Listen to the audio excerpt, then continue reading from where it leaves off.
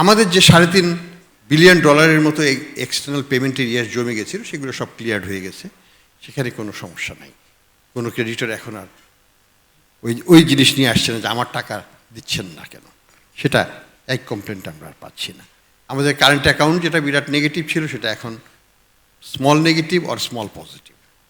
আমাদের overall balance big surplus, big $multi-billion surplus এবছরও গত বছরও। আমাদের financial account quite a bit of surplus সেখানেও।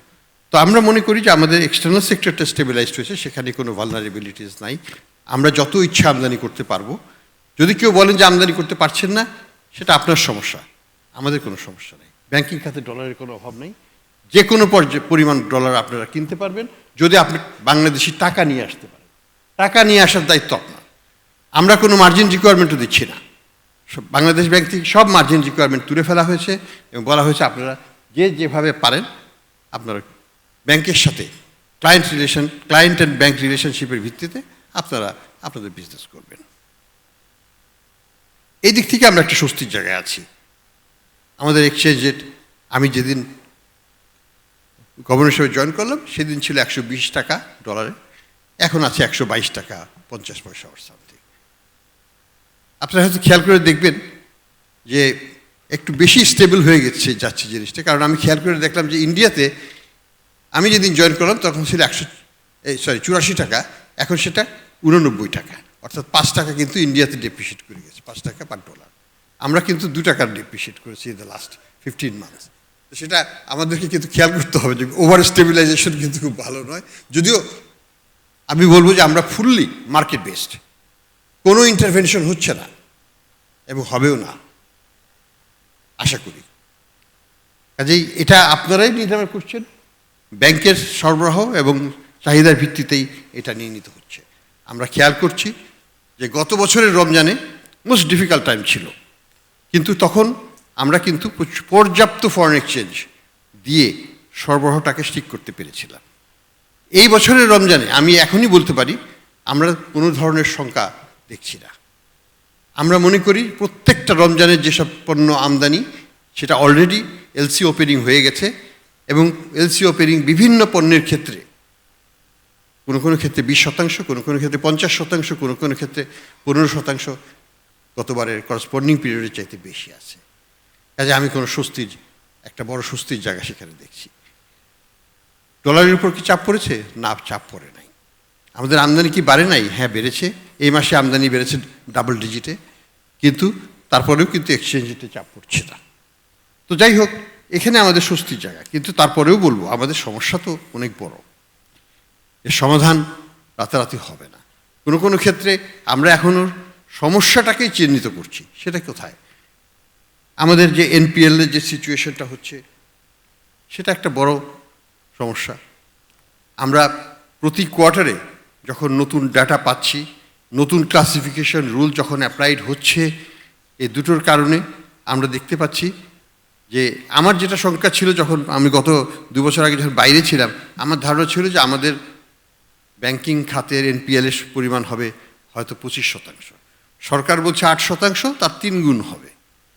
এখন দেখছি এটা অলরেডি 35%, হয়তো আরেকটু বেশিও হতে পারে, তবে খুব বেশি হবে না, হয়তো এখানে আশেপাশে স্টেবিলাইজ করে যাবে। তারপরে আমরা আশা করব এটা কমা শুরু করবে। কিন্তু 35% এটা তো ছোটোখাটো কোনো সমস্যা নয়। 1/3 or মোর দেন 1/3 হচ্ছে নন পারফর্মিং। কাজে আমাকে কিন্তু 2/3 উপর ভিত্তি করে ব্যাংক চালাতে হবে, অর্থাৎ ডিপোজিটরে পয়সা দিতে হবে। ইটস এ ম্যাজর চ্যালেঞ্জ ফাইন্যান্সিয়াল সিস্টেমের জন্য, এবং ফাইন্যান্সিয়াল সিস্টেম বহুদিন ধরে এই সমস্যাকে ফেস করতে থাকবে এবং উত্তরণ ঘটাতে হলে অন্তত 5 থেকে 10টা বছর আমাদের হয়তো লেগে যাবে ভবিষ্যতে এই ধাপে ধাপে এই সমস্যা থেকে উত্তরণ ঘটাতে হবে। আমাকে বলা হচ্ছে যে ইন্টারেস্ট রেট হাই। হ্যাঁ, ইন্টারেস্ট রেট অবশ্যই হাই, আমি স্বীকার করবো, অস্বীকার করার কিছু নাই। কিন্তু কোন কনটেক্সটে? আমাদের ইনফ্লেশন যখন আমাদের ছিল 12.5%, যখন অগাস্ট মাসে যখন আমি জয়েন করি, সেটা কনটেক্সটে ইনফ্লেশন পলিসি রেট 10% কি হাই? না, নেগেটিভ অ্যাট দ্যাট টাইম। পৃথিবীর অন্যান্য সব দেশে যখন আমরা দেখি, মার্কিন যুক্তরাষ্ট্রেও যদি দেখি, ভারতেও দেখি, পলিসি রেটের সাথে ইনফ্লেশনের ডিফারেন্সিয়াল হচ্ছে অ্যাটলিস্ট 2.5 থেকে 3%। হ্যাঁ, 2.5 থেকে 3%, এর নিচে হয় না। আমরাও সেটাকে টার্গেট করছি। তাহলে আমাকে এখন কোথায় থাকতে হবে? আমার ইনফ্লেশন রেট এখনও 8.2। এটা সাথে বা তার নিচে গেলে আমি ইন্টারেস্ট রেট কমিয়ে আনবো, কোনো সন্দেহ নেই, কিন্তু একটু ধৈর্য ধরতে হবে। হয়তো আমরা 7-এর ঘরে চলে যেতে পারতাম। এখানে কিছু পলিসি ফেলিওরও আছে আমাদের। আমরা হিসাব করে দেখেছি যে শুধুমাত্র চালের যে দাম বৃদ্ধি হয়েছে অগাস্ট মাসে, অগাস্ট এন্ড সেপ্টেম্বরে 18% মতো, সেটার কারণে আমাদের মূল্যস্ফীতি 1.4% পার্সেন্টেজ পয়েন্ট বেশি হয়েছে। অর্থাৎ আমার যেটা এখন 8, সেটা কিন্তু 7-এর বা 7-এর নিচেও নামতে পারত, নামে নাই, কারণ আমাদের চালের দাম অনেক মূল্য বৃদ্ধি হয়েছে। এবং কেন? পৃথিবীতে তো চালের দাম বাড়ে নাই, ভারতে তো চালের দাম বাড়ে নাই, আমরা তো বন্ধ করে রেখেছি ট্রেড। আমাকে কিন্তু একটা জিনিস বুঝতে হবে যে মূল্যস্ফীতিকে আমি যদি কন্টেন করতে চাই, আমাকে কিন্তু এটাকে ইন্টারন্যাশনাল ট্রেডের সাথে এটাকে একটা সম্পর্ক রাখতে হবে। আমি যদি বন্ধ করে রাখি আমদানি, তাহলে পরে আমার দাম বেড়ে যাবে, পৃথিবীর অন্য দেশের দাম কমলেও আমার কিছু আসে যায় না, কারণ আমি তো সেটাকে বন্ধ করে রেখেছি। আমরা পরে খুললাম, কিন্তু সেটা অনেক দেরি করে। যাই হোক, আবার সেটা আমন সিজনের একটু আগে। এখন এই যে ব্যুরোক্রেটিক ইন্টারভেনশন যেটা হয়, আমি মনে করি যে এটা আমাদের যেটা কাউন্টার প্রোডাক্টিভ, এটাতে কোনো লাভ হয় না। আমাদেরকে চিন্তা করতে হবে যে বাজারকে কিভাবে মনিটরিং করা যায়, বাজারকে কিভাবে আমরা আরও বেশি এফেক্টিভ করতে পারি, সাপ্লাইটাকে মনিটরিং করতে হবে, প্রোডাক্ট ওয়াইজ মনিটরিং করতে হবে, ইত্যাদি ইত্যাদি। কিন্তু সরবরাহটা যেন সচল থাকে। ভোজ্য পণ্যের ক্ষেত্রে একই জিনিস। আমাদের একটা টেন্ডেন্সি আছে যে দাম ঠিক করে দিচ্ছি সরকার থেকে, ওই দামে কি কিছু পাওয়া যায়? যায় না, কিন্তু দাম ঠিক করা হয়। ইন দ্য প্রসেস যেটা হয়, বাজার থেকে হঠাৎ করে ভোজ্যতে উধাও হয়ে যায়, কিছুদিন বন্ধ থাকে, আবার নতুন করে দাম বাড়িয়ে সরকারের থেকেই আবার সেটাকে চালু করা হয়। কি দরকার আছে? তার চাইতে আমরা এটা খোলাই রাখি, সরবরাহটা ঠিক থাকবে, দেখা যাবে যে ডিগ্রি অফ ফ্লাকচুয়েশনটা কম হবে। আচ্ছা, আমাদেরকেও কিছু নীতিগত মানসিক পরিবর্তন করতে হবে সরকারের দিক থেকে, আমি মনে করি। এটা করতে পারলে বাজারটা আরও স্থিতিশীল হবে। মানি মার্কেটের অনেকগুলো টেনশন, ইন্টারেস্ট রেট কমতে পারে বা কমবে, আমি আশাবাদী। কিন্তু আমাকে কিন্তু খেয়াল করতে হবে যে এখানে কতগুলো প্রেশার আসছে। আমার ডিপোজিট রেট নেমে গেছিল 6%, এখন সেটা বেড়েছে কিন্তু 10%। এটা আরও বাড়বে, আমাকে একটু ধৈর্য ধরতে হবে। এই 6% থেকেই গত বছর সরকার নিয়েছে 1 লক্ষ কোটি টাকা। আমার 6% যদি হয়, তাহলে আসলে লোনেবল ফান্ড কতটুকু থাকে? আমার লোনেবল ফান্ড হচ্ছে ধর 20 লক্ষ কোটি টাকা, 6% হচ্ছে 1,20,000, সরকারি নিচ্ছে 1 লক্ষ কোটি টাকা, থাকবে কি তাইলে? আমাকে বুঝতে হবে যে ব্যক্তি খাতের জন্য আমার ফান্ড ম্যানেজমেন্টটাকে তো আমাকে বুঝতে হবে, আমি চাইলেই তো হবে না। কাজেই সরকার যদি যতদিন পর্যন্ত সরকারের বরোয়িং রিকোয়ারমেন্টকে না কমাতে পারবে, আমার মানি মার্কেটের টেনশন কমবে না। আমাকে সীমিত সরবরাহের ভিত্তিতেই চলতে হবে। এখানে যে জিনিসটা আমরা করতে চাচ্ছি সেটা হচ্ছে যে এই যে আমরা উত্থান ডিপোজিটের যদি প্রবৃদ্ধিটা আমরা 14% নিতে পারি, তাহলে তো আমি 40,000 কোটি টাকা বাজারে নিয়ে আসতে পারি, এবং সেই পুরোটাই কিন্তু তখন কোথায় যাবে? বেসরকারি খাতেই যাবে। কারণ সরকারের তো 1,16 লক্ষ কোটি টাকা নেবেই। এই বছর বাজেটে আছে 1,35,000 কোটি টাকা, তারা সেটা নেবে।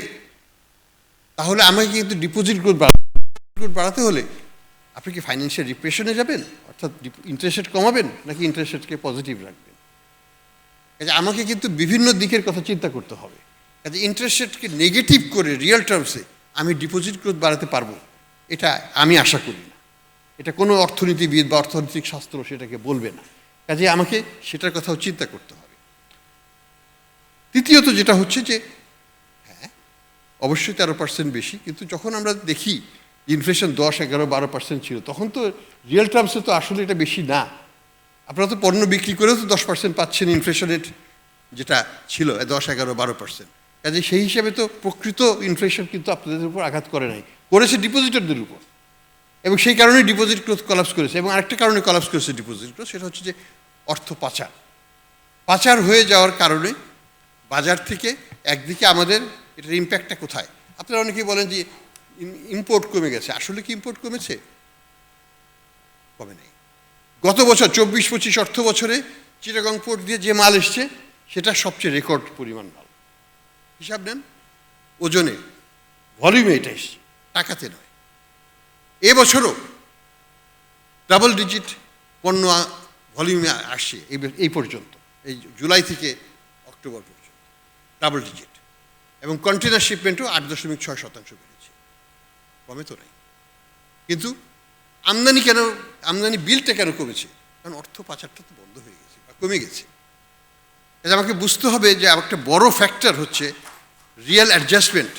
এখন প্রকৃত আমদানি হচ্ছে, ফিকটিশাস আমদানিটা কমে গেছে। সেই কারণে এই শুধুমাত্র স্ট্যাটিস্টিক্স দিয়ে অ্যানালাইসিস করলে আমরা ভুল সিদ্ধান্তে উপনীত হব, এটাকে আমাকে বুঝতে হবে। বাজারে কি সরবরাহের কোনো অভাব আছে? নাই। হয়তো স্ট্যাটিস্টিক্স বলবে আমদানি কম হয়েছে অমুক জায়গায় অমুক জায়গায়, আমার কিছু আসে যায় না। যদি সরবরাহ ঠিক থাকে, যদি পর্যাপ্ত আমদানি হয়ে থাকে ভলিউম টার্মসে, পেমেন্টসে যদি কম হয়, আই উইল বি হ্যাপি। আমি কম টাকা দিয়ে বেশি দাম পাবো, বেশি জিনিস আনতে পারছি। অসুবিধাটা কোথায়? অসুবিধাটা হচ্ছে যারা মনস্তাত্ত্বিকভাবে শুধু ওই সংখ্যা তত্ত্ব দিয়ে জিনিসকে বিশ্লেষণ করার চেষ্টা করে তাদের। আমাদের যেটা লক্ষ্য সেটা হচ্ছে যে বাংলাদেশের ব্যাংকিং খাতের দুরবস্থার মূলে আমাদের যে স্ট্রাকচারাল সমস্যাগুলো আছে তার একটা হচ্ছে যে আমাদের বন্ড মার্কেট নাই বললেই চলে, আমাদের স্টক মার্কেটের অবস্থা ভয়ানকভাবে করুন, আমাদের ইন্স্যুরেন্স সেক্টর, আমি এটা সেটা কথাই বললাম না, সেটা যে কী করুন অবস্থা আছে। শুধু ব্যাংকিং খাত, সেই খাতের উপর সবাই নির্ভরশীল।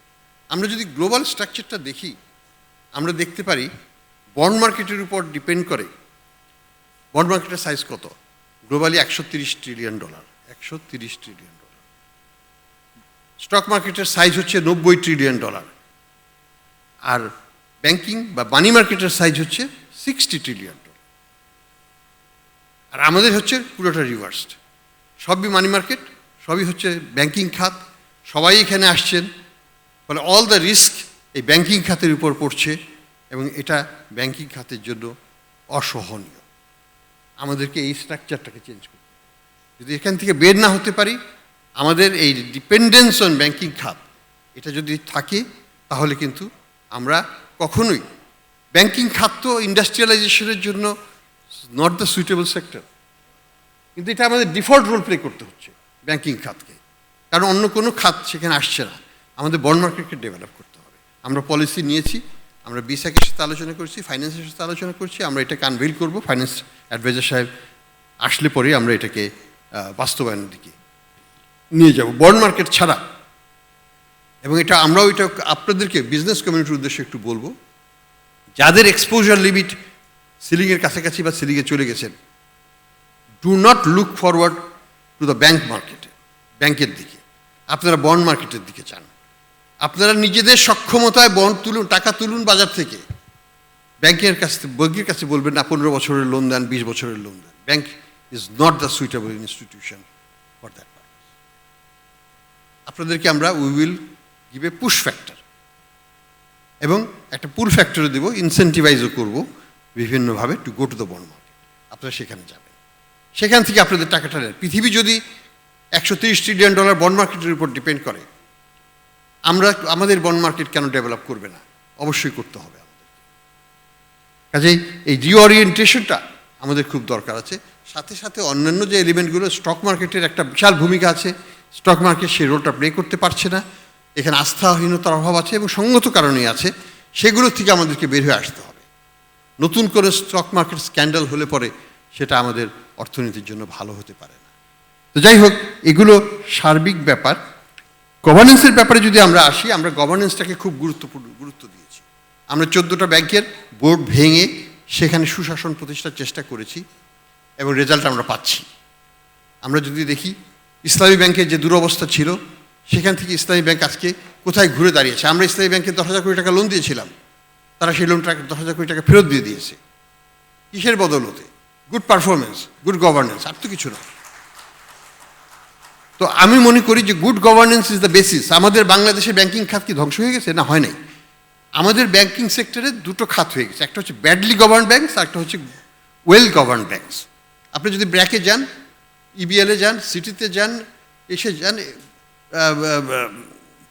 পূবালী ব্যাংকে যান, they are fantastic banks, they are making huge profits and giving good dividends. সেখানে তো আমাদের কমপ্লেন করার কিছু নাই, আমরা তো তাদেরকে ফ্যাসিলিটেট করছি। কিন্তু যেখানে সমস্যাগুলো আছে সেখানে তো আমাদের হস্তক্ষেপ করতেই হবে। আমরা তো এটাকে না দেখেও দেখব না, সেটা তো হতে দেব না। আমাদের যেটা লক্ষ্য সেটা হচ্ছে যে গুড গভর্নেন্স এস্টাবলিশ করার জন্য আমাদের কতগুলো আইন আমরা ড্রাফট করেছি, কিছু অর্ডিন্যান্স আকারে প্রকাশিত হয়েছে, আবার কিছু পাইপলাইনে আছে। এখানে আমার বিশেষ অনুরোধ থাকবে আমাদের রাজনীতিবিদদের কাছে যে তারা যেন ভবিষ্যতে এই আইনগুলোকে পার্লামেন্টের থ্রুতে রেটিফিকেশন করে এটাকে একটা স্থায়িত্ব দেওয়ার চেষ্টা করেন। সেই আইনগুলো কি? আমাদের ব্যাংক কোম্পানি অ্যাক্টকে আমরা মডিফাই করতে যাচ্ছি। আমরা মনে করি যে এখানে রিব্যালেন্সিং দরকার আছে। এটা চিরস্থায়ী বন্দোবস্ত নয়, মালিক বলে কিছু নাই এখানে, তারা কাস্টোডিয়ান, তাদেরকে কাস্টোডিয়ান হিসেবে কাজ করতে হবে, not as owner of banks. এখানে আমরা যেটা করছি যে অন্ততপক্ষে 50% ইন্ডিপেন্ডেন্ট ডাইরেক্টর থাকবে এবং তারা ইন্ডিপেন্ডেন্ট ডাইরেক্টরদের প্যানেল থেকে আসবেন। আমার চাচাতো ভাই, মামাতো ভাই, আমার ক্লাস ফ্রেন্ড অমুক, সেটা যেন না হয়। এখানে আমরা চাচ্ছি ডাইরেক্টরসদের মেয়াদটাকে 12 বছর থেকে কমিয়ে 6 বছর করতে, দুটো টার্মে 3+3। এখানে আমরা চাচ্ছি যে 10%-এর বেশি কেউ হোল্ড করতে পারবে না পরিবার হিসাবে, এক্সেপ্ট ইনস্টিটিউশনাল ইনভেস্টার্স যারা বা বিদেশি ইনভেস্টর, তাদের ক্ষেত্রে এটা আমরা এক্সেপশন করে দিচ্ছি। আমরা অনেকগুলো জিনিস নিয়ে আসছি এখানে, এটা খুব ভালো, এটা খুব দরকার আমাদের জন্য যদি গুড গভর্নেন্স এস্টাবলিশ করতে হয়। বাংলাদেশ ব্যাংক অর্ডার, আমাদের ব্যাংকিং খাতের যে অবস্থা সেটার মূলে কিন্তু আমাদের বাংলাদেশ ব্যাংকের রাজনীতিকীকরণের একটা বড় ভূমিকা ছিল এবং নির্দেশিত হয়ে অনেক কিছুই করা হয়েছে যেগুলো আগামীতেও হতে পারে। এটাকে বন্ধ করতে হবে এবং রাজনীতিবিদদের একটা নৈতিক এবং আমি বলি দেশের প্রতি দায়িত্ব হবে এটাকে বন্ধ করার জন্য, বাংলাদেশ ব্যাংকে স্বায়ত্তশাসনের জন্য সেদিকে নিয়ে যাওয়া। পৃথিবীর প্রায় সব দেশেই সেটা এখন চালু আছে, বাংলাদেশ এই ব্যাংকের ক্ষেত্রে এটা কিন্তু চালু নয়। তা আমরা যেটা নতুন একটা অর্ডিন্যান্স দিচ্ছি, বেশি কিছু সেখানে নাই। সেখানে হচ্ছে যে এই অটোনমিটাকে একটা পার্মানেন্সি দেওয়া এবং এটার গুরুত্ব বাড়িয়ে দেওয়া প্রতিষ্ঠানিক হিসাবে, এবং সেটাকে আমরা যদি করতে না পারি, আমরা যদি মনে করি যে এখনও একটা ডেপুটি গভর্নরের বেতন হবে 70,000 টাকা এবং তার হাত দিয়ে সিগনেচার হয়ে এমডির বেতন হবে 30 লাখ টাকা, তাহলে এটা একটা সাস্টেনেবল সিচুয়েশন। আমাকে কিন্তু পৃথিবীর সব দেশেই, সেটা ভারত বলি, পাকিস্তান বলি, আমেরিকা বলি, কোনো দেশেই সেন্ট্রাল ব্যাংকের স্যালারি স্ট্রাকচার সরকারের সাথে এক হয় না। পাকিস্তানেও ছিল না, বাংলাদেশ আমলে এটা হয়েছে 72 সালে। কেন? আমরা কেন এটাকে ফিরে দিতে হবে? এখান থেকে আমাদেরকে বের করে আনতে হবে। এটা আমার জন্য বলছি না, ব্যাংকিং খাতের সুশাসন প্রতিষ্ঠার জন্য এবং সেন্ট্রাল ব্যাংকের দায়িত্বশীলতা, সেন্ট্রাল ব্যাংকের প্রফেশনালিজম ইত্যাদি বাড়াতে হলে আমাদেরকে কিন্তু এগুলো করতে হবে কিছু জিনিস। ডিপোজিট ইন্স্যুরেন্স স্কিম আমরা করেছি, 1 লক্ষ টাকা থেকে বাড়িয়ে 2 লক্ষ টাকা মিনিমাম গ্যারান্টি দেওয়া হচ্ছে এবং এটাকে শুধু ব্যাংকিং খাত নয়, নন ব্যাংক খাতকেও আমরা এখানে এটার মধ্যে অন্তর্ভুক্ত করেছি। অ্যাসেট ম্যানেজমেন্ট কোম্পানি খোলা হচ্ছে, যেখানে আমরা ব্যাড অ্যাসেটগুলোকে তাদের হাতে ছেড়ে দিতে পারবে ব্যাংকগুলো পর্যায়ক্রমে। এটাও অর্ডিন্যান্সটা রেডি হয়ে আছে।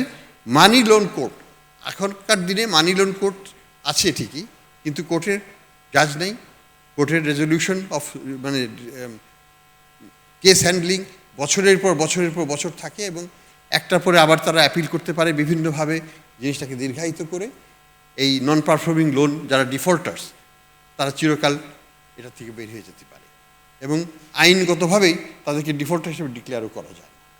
তো এই যে প্রচেষ্টা, এখানে আমরা এই মানি লোন কোডটাকে আরও কীভাবে এফিশিয়েন্ট করা যায় সেই জন্য প্রজেক্ট সিস্টেমেটিক্যালি এখানে অনেক ইমপ্রুভমেন্ট করা হয়েছে। ব্যাংক্রাপসি বাংলাদেশে আমরা ধরে নিই যে বিজনেস প্রতিষ্ঠিত হলে কোনোদিন সেটা আর ব্যাংক্রাপ্ট হবে না, এটা তো হয় না, একটা এক্সিট মেকানিজম থাকতে হয়। পৃথিবীর সব দেশেই ব্যাংক্রাপসি অ্যাক্ট আছে এবং চ্যাপ্টার 11 বা অন্যান্য বিভিন্ন ধরনের সিচুয়েশন আছে যেটার মাধ্যমে একটা সম্মানজনকভাবে একটা বিজনেস প্রতিষ্ঠান যখন এক্সিট করবে, বন্ধ করে দিবে, সম্মানজনকভাবে চলে যেতে পারবে। সেখানে মারামারি কাটাকাটি পুলিশের ধরাধরি করার কোনো দরকার হবে না। সেই জিনিসটাকে আমরা নিয়ে আসতে চাচ্ছি, because it's part of business life. এই পরিবর্তনগুলোর সাথে আমরা যেটা এনেছি অলরেডি সেটা হচ্ছে ব্যাংক রেজলিউশন অর্ডিন্যান্স। আমাদের যে খারাপ ব্যাংকগুলো আছে, খারাপ আর্থিক প্রতিষ্ঠানগুলো আছে, যেগুলো অচল হয়ে আছে, ডিপোজিটারে টাকা দিতে পারছে না, সেগুলোকে তো আমাদেরকে কিছু একটা করতে হবে। তো আমরা যেটা করেছি 5টা ব্যাংকের ক্ষেত্রে এই ব্যাংক রেজলিউশন অর্ডিন্যান্সকে আমরা প্রয়োগ করতে যাচ্ছি। তো এই 5টা ব্যাংকের মাধ্যমে আমরা নতুন একটা ব্যাংক ক্রিয়েট করব। আমরা আশাবাদী এটা আগামী সপ্তাহেই এটা লঞ্চিং হয়ে যাবে। এটা 35,000 কোটি টাকার পেইড আপ ক্যাপিটাল থাকবে এবং এটা বাংলাদেশের হাইয়েস্ট এখন হচ্ছে 1500 কোটি টাকা paid up capital of A bank, যেটা এখানে 35,000 কোটি টাকা। কাজে এটার চাইতে শক্তিশালী ব্যাংক হবে না এবং আমরা আশা করব যে আমরা এই দুর্বল ব্যাংকগুলোকে নিয়ে একটা সবল ব্যাংক প্রতিষ্ঠা করব সরকারের সাহায্যে। এখানে সরকার 20,000 কোটি টাকা দিচ্ছে এবং আগামীতেও আমাদের আমরা ব্যাংক রেজলিউশন ডিপার্টমেন্ট করেছি। ওয়াচ আউট কোন কোন ব্যাংক এবং এনবিএফআই কারা খারাপের দিকে যাচ্ছে, আর্লি ওয়ার্নিং দেওয়া এবং পরবর্তীতে হস্তক্ষেপ করা। This will be part of regular financial sector intervention central ব্যাংকের পক্ষ থেকে। এটা কোনো আইসোলেটেড ঘটনা হবে না, কোনো বিশেষ কারণে হবে না, যখন দরকার হবে তখনই এটা করতে হবে এবং সেই জন্য একটা ডিপার্টমেন্টও করা হয়েছে, আইন করা হয়েছে এবং সরকারের সাথে আমাদের একটা সমঝোতা আছে যে যখন দরকার হবে সরকার আর্থিকভাবে এই কার্যক্রমকে সহায়তা